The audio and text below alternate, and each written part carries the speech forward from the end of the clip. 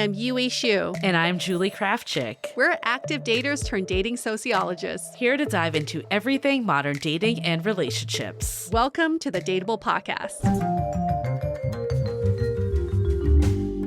Hello, friends. Our last brunch talk of the year. 2023 is coming to a close. It doesn't mean you stop brunching. Please, never stop brunching. Keep brunching. Feed yourself between the hours of 10 and 1. But it just means that we won't be gabbing about dating just for a few weeks. It's a short break. You can always go back to one of the old episodes too, because you never know what's relevant for you whenever it hits. So sometimes something in the past, you can always do that Google search. I feel like Spotify specifically, if you just type in like X brunch talk, it'll come up. Yeah, it's kind of funny. I forget that you can just go back through our catalog like a search engine. Yeah. And a lot of the questions that we get are questions we've answered already. We're happy to answer them again. There's probably a different take every time we do it, but you can also go back through our catalog and find all of the questions that were asked. I just had a genius idea, Yui. What if we did best of brunch talk in the off season? We should. We will. Okay.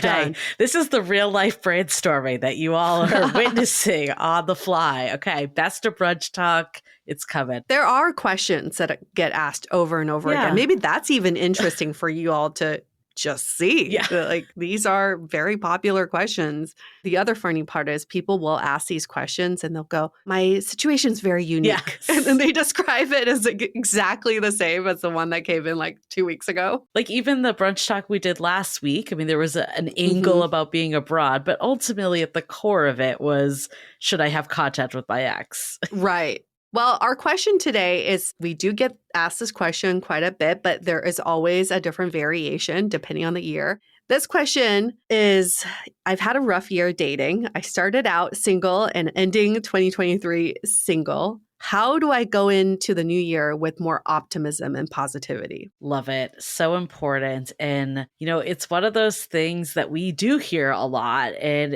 it's why dating is so hard, is because it feels like sometimes there is no light at the end of the tunnel. And totally get that. We've been there before.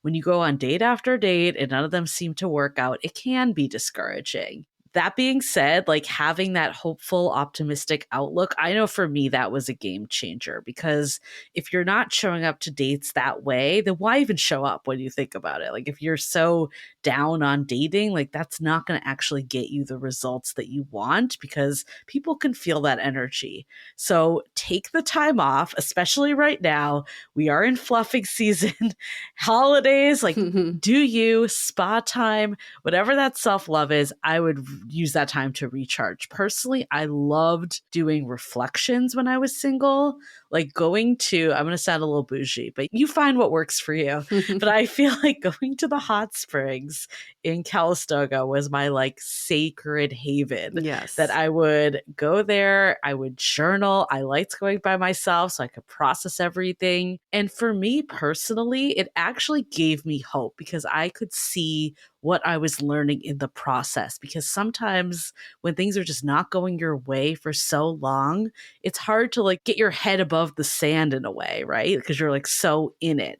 So I would say that's like step number one. It's really about conquering your lizard brain. So it's interesting that the person who wrote in, you said, I started out this year single and I ended this year single. But there's so much shit that happened in between that a lot of us forget about. And what Julie was talking about with the reflection, that's the only way to bring up all the things you were able to accomplish this year. Stop looking at your year as the beginning at the end. If I did that to my year, I started the year very, very much not single.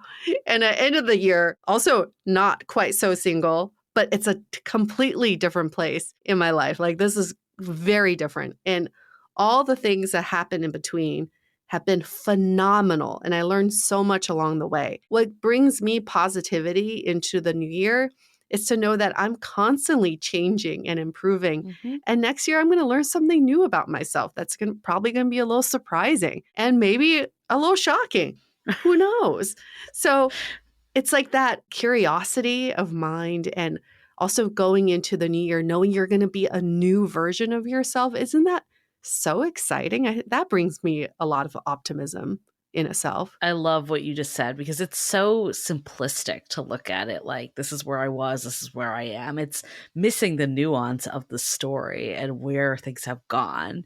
And even if, relationships haven't turned into like, or dates or whatever, mini relationships haven't turned into the one or your person or whatever you want to call it, there's definitely been some movement in your love life. We're positive of that, even not knowing you. There's probably something that happened that shook it up a little. And if it didn't, then that's also a point of reflection. What else has been going on in your life that's caused it not to? Or if you're really stuck, like where is some help you can get? There's many ways to go into it further, but let's go with the assumption that something happened.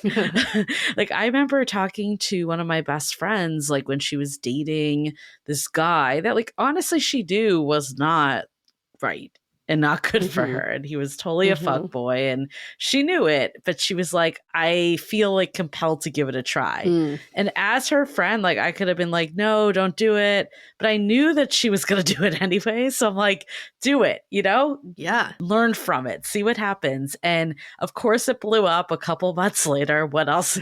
Not surprised there. But when she came to me and was like, this was a waste of time, I was like, no, it wasn't, because it opened your heart. Like I saw you before, like you were kind of going through the motions. And for the first time, you were excited about someone. And for that, like, I think this experience was worth it. And then she met her partner, like, I don't know, like a few months after that. So I feel like everything kind of builds on it. So you could look at like what the benefit was of all your situations that have happened. I think that can give some hope. Yeah, it's like you can choose how you want to look at it. You Yeah. can choose to say, I'm in the same spot. I'm still single. Why me? Why is dating so hard? Or you can choose to say, I learned so much. I built upon myself. I've improved myself. And I'm just making myself an even better partner for whoever comes into my purview in the future. Like that way, then you know that this is a constant process, that you're constantly evolving and growing instead of staying static. And if you do feel stuck, which I feel like definitely been there, and I know a lot of daters feel stuck, think about what's going to move the needle. And I think like this is an intentional thought exercise that we don't do very often. It's like, what can I do today to move the needle to feel less stuck? For example, is it getting myself out there to more master dates? Is it to treat myself more?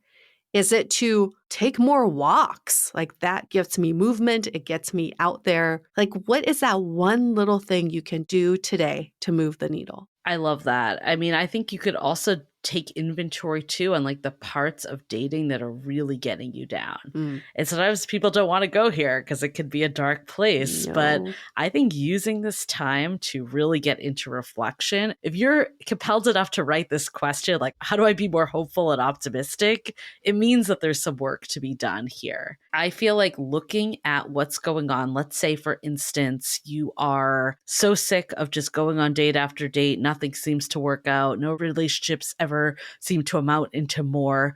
How can you take a step back and try to disprove your theory?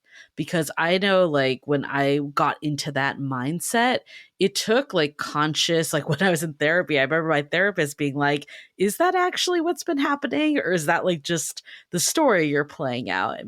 And I know for me, like I was able to look back and see that like each relationship I was in, even if it didn't work out, it got a little more serious every time.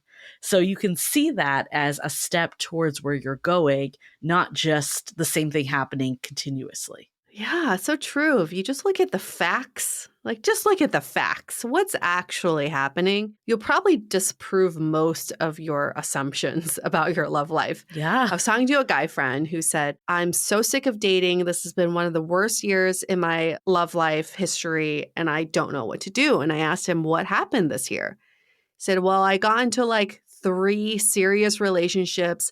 None of them went past 3 months, but I was like really in love with them the first few months. We had a great time, and then it just kind of dissipated. And I was like, holy shit, you fell in love 3 times this year? That's pretty fucking amazing. Like, can we just step back and just be in awe of that. The fact that, Yeah. one, you have capacity to do that. Two, you were able to find people to fall in love with. And three is that both of you felt that kind of intensity. Even if it lasted 2 months, it's still, you were able to experience those 2 months together with 3 different people. How lucky are you? And I was like, most people don't even fall in love 3 times in their lifetime. You did it 3 times in 1 year. And he was like, oh, I guess you're right.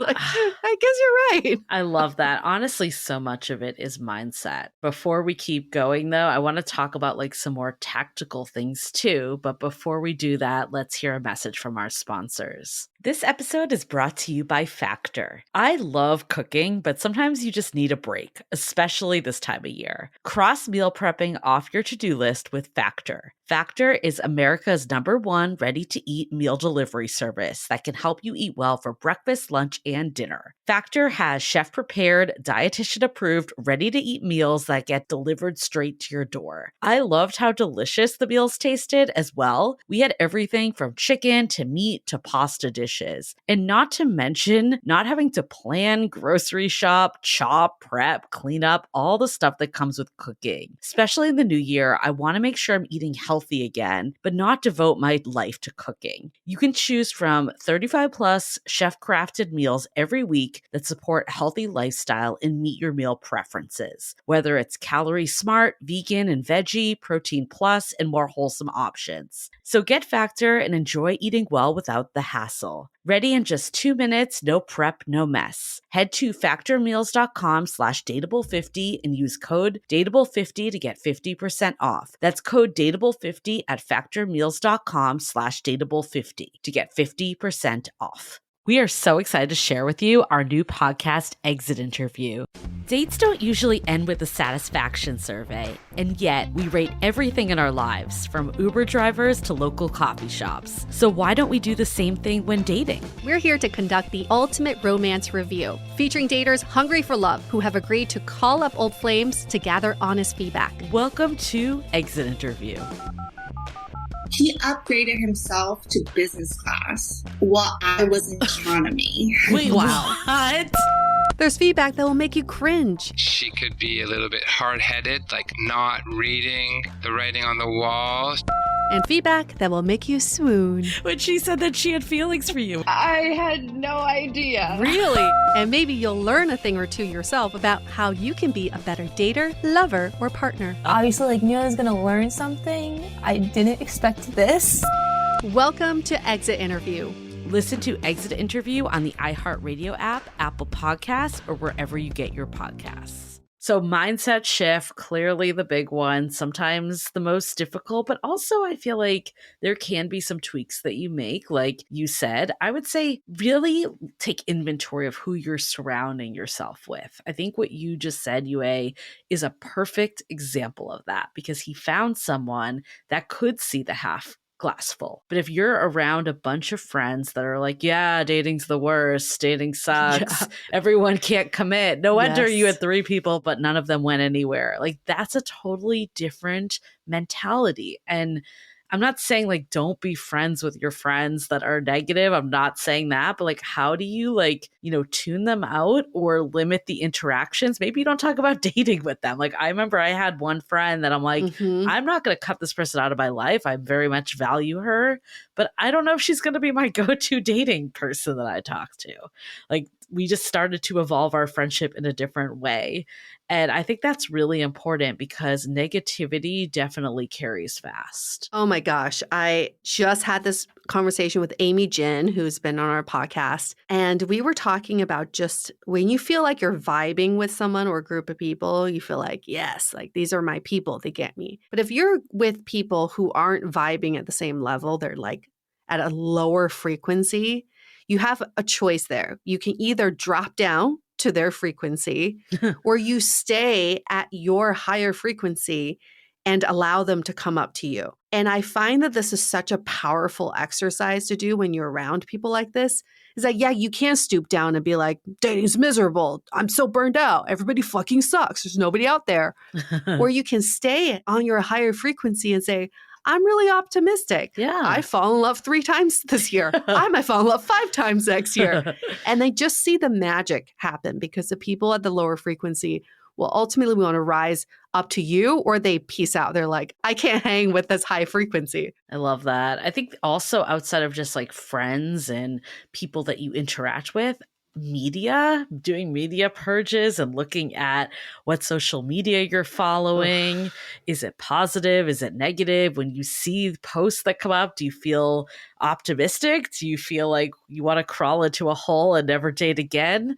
Taking that inventory is really important. I'd like to think our stuff is optimistic, but like you gotta find what works for you. And if for some reason, like it's triggering to you, leave and don't look at it. And same goes for other content creators out there. But like ultimately, you need to surround yourself with influences that are helping on this journey and not detracting from it. And you being a major part of that. Are you surrounding yourself with a version of you Yeah. that you want to be around, right? Sometimes you got to check yourself too. And not to say you always have to be super positive and happy No. about dating. That's just unrealistic. But can you, in those moments of just defeat, say, I'm only feeling this right now. This is temporary. Yeah. It's gonna pass, and everything that's meant for me will come. Like, chill. Let's be patient and let's just ride it out. Let's enjoy the process.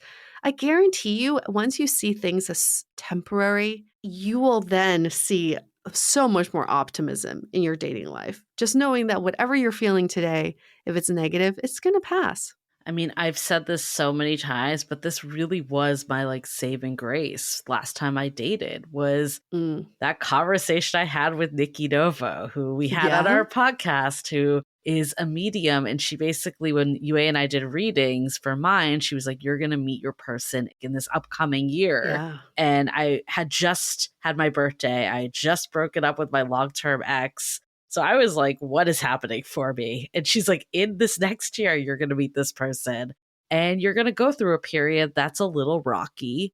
And I don't want you to get jaded. And hearing that, you can believe in mediums, all that stuff, all you want. I'm not going to tell people what to believe in. But just for me, hearing that helped me stay focused and be like, yeah, that person is coming.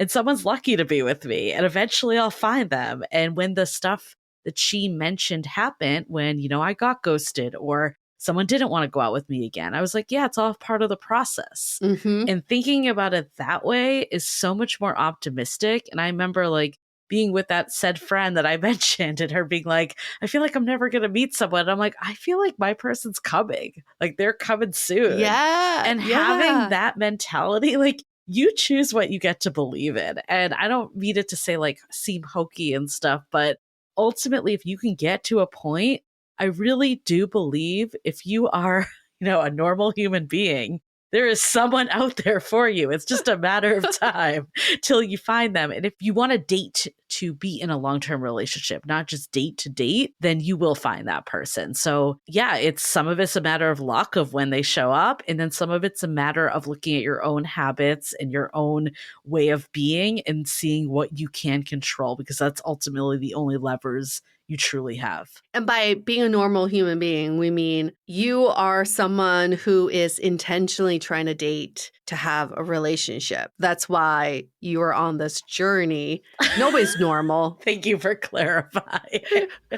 That you're intentional about what you're looking for in dating. Look, there's a lid for every pot. We say it all the time and we believe it. So fuck yeah. However eccentric you are, there is someone out there for you. The more normal you think you are, probably the weirder you are. The rule of thumb. But listen, 2024 is coming, whether you like it or not. But what is in your control is how you greet the new year. It does not have to be a grand gesture of, I welcome you with so much positivity and excitement. No. But maybe just say, I welcome 2024 with so much curiosity about what could happen, what the plot twist could be. Yes. And what I will learn about myself. Open that door. That is all you need to put yourself in the right mindset There's no need to go the extreme of positive anything. Just be realistic, curious, and be fearless. Let's go. Love that. I think you're right.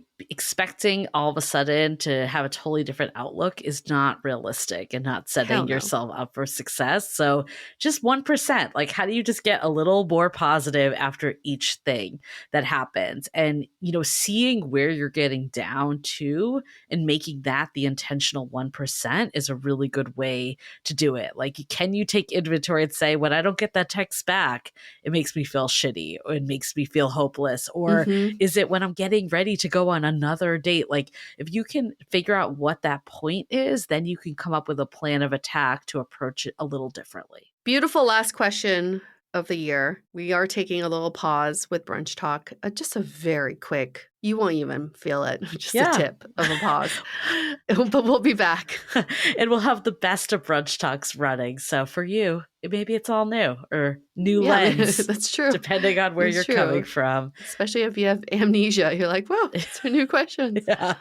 We will be back very soon. But in the meantime, why don't you get your brunch talk questions in? So then we'll have just a whole list of them to start when we're ready to start the new season again. You can email us, hello@dateablepodcast.com. You can DM us on Instagram @dateablepodcast, or better yet, leave us a rating and review. There's still so much time before the end of the year. Okay, so many hours. Yes. We're trying to get to 1,000. Can we do it? Please help before the us. end of the year? It's our only gift we ask for. Please. 5 stars. And in the body of the review, you can ask your question there. If you've already submitted a question, you could do another question. It'll just overwrite your previous one. So just, there's like unlimited spots there. Just keep writing us 5-star ratings and reviews.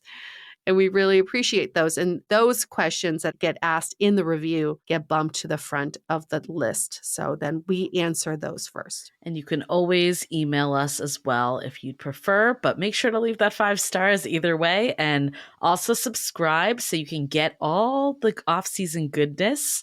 And we'll see you back in 2024. Can you believe it? I can't. See you all next year.